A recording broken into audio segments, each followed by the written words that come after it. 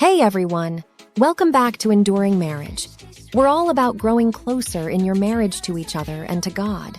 Today we're getting into something really powerful, emotional vulnerability, and how it can truly transform your marriage.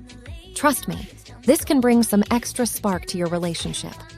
So, what's emotional vulnerability all about? From my perspective, it's about letting your guard down with your spouse, sharing your true thoughts, feelings, and experiences, even when it makes you feel exposed or uncomfortable. It's about being seen and known by your partner on a deeper level. As Christians, our vulnerability is deeply rooted in the trust we place in both God and our spouse. Now let's chat about empathy because it's super important for emotional closeness and vulnerability. Empathy is all about understanding and sharing the feelings of another person. When you demonstrate empathy with your spouse, you're creating a secure environment for vulnerability. This enables both of you to open up and express your emotions without worrying about being judged or rejected. As Christians, we're called to show empathy and compassion towards others, especially in our marriages. You might wonder, why is emotional vulnerability so important in a marriage? Well, it's the secret ingredient for forging a deeper, more meaningful bond with your spouse. When both of you embrace emotional vulnerability, it cultivates trust, intimacy, and a feeling of safety within your relationship. And guess what? Opening up and being genuine with one another not only helps in addressing conflicts in a more effective way, but also paves the path for a more robust and enduring marriage. Ultimately, emotional vulnerability can bring you and your spouse closer to each other and to God. All right, so how can you build trust and emotional intimacy in your marriage?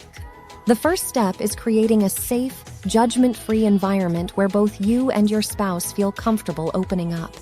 This involves being non-judgmental, actively listening, and offering support. Rather than putting down or dismissing your spouse's emotions, make an effort to see things from their point of view and acknowledge their feelings as valid. And when they're speaking, make sure you're fully present without interrupting or offering unsolicited advice. Show your spouse that you're genuinely interested in what they have to say.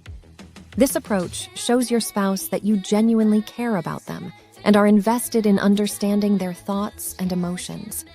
Now, understanding your partner's emotional needs is crucial for fostering emotional vulnerability in your marriage. It's important to really listen to your spouse. Listen not just to their words, but also their body language and their actions. Be attentive to their needs and struggles. Ask open-ended questions that encourage deeper conversations and reflect on past experiences to consider how they may influence your spouse's emotions and needs. By tuning into your spouse's emotional needs, you'll be in a stronger position to nurture an atmosphere that encourages vulnerability and connection. Effective communication is key to fostering emotional vulnerability and deepening the connection between you and your spouse. A great way to do this is to focus on using I statements to express your feelings and thoughts. When you do blank, I feel blank. And remember to practice active listening to show your spouse that you're genuinely interested in understanding their feelings and thoughts. Not too long ago, I stumbled upon a fascinating Psychology Today article discussing the significance of emotional vulnerability and how it can pave the way for a more genuine and satisfying connection in a relationship. The Gottman Institute, which is well known for its research on relationships, also emphasizes the role of vulnerability in creating closeness and trust between partners. Overcoming fear of vulnerability in relationships can be challenging, but it's essential for building trust and emotional intimacy. The good news is that there are emotional vulnerability exercises for couples that can help you and your spouse become more comfortable with opening up to each other. For example, you might try setting aside regular check-in times to discuss your thoughts and feelings. Or you could engage in activities that promote emotional closeness, such as sharing your dreams and fears or expressing gratitude for each other. Now, let's address some common barriers to emotional vulnerability in relationships. Often, fear of rejection, past traumas, or negative experiences can hold us back from opening up to our partners. It's essential to recognize and address these barriers to cultivate a more emotionally vulnerable and connected relationship. One way to do this is by seeking professional help, like therapy or counseling, which can provide valuable insights and guidance in overcoming these obstacles. So, how can you encourage your spouse to be more emotionally vulnerable? Remember, vulnerability goes both ways. It's unfair to expect your partner to open up if you're not ready to do the same in your relationship. Start by modeling vulnerability in your own interactions, being open and honest about your feelings, and demonstrating empathy and understanding towards your spouse. And always remember to be patient. Developing emotional vulnerability takes time and effort from both partners. Emotional vulnerability is closely tied to trust, and rebuilding emotional intimacy after betrayal can be particularly challenging. In such circumstances, it's crucial for both partners to collaborate, rebuild trust, and establish a secure environment that fosters vulnerability.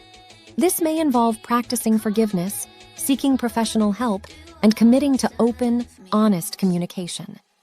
Active listening is a powerful tool for practicing vulnerability in your relationship. By actively listening to your spouse, you demonstrate that you genuinely care about their thoughts and feelings. This helps create an environment that allows them to feel safe and comfortable opening up to you. To be an active listener, focus on giving your undivided attention to your spouse, offering empathetic responses, and avoiding judgment or criticism. A great resource I found on relate.org.uk talks about how to be more emotionally vulnerable with your partner, offering practical tips and strategies for fostering openness and trust in your relationship. Another insightful article from marriage.com offers advice on boosting emotional intimacy in your relationship, which can further help you and your spouse develop emotional vulnerability. In conclusion, emotional vulnerability is truly the secret to a deeper, more meaningful connection in your marriage. By embracing vulnerability, practicing empathy, and fostering open communication, you can strengthen the bond between you and your spouse, overcome challenges, and grow closer to God. I hope you found this discussion helpful and inspiring. If you enjoyed this video, please consider subscribing to Enduring Marriage for more great content about marriage, deepening intimacy, and connection. See you in the next video.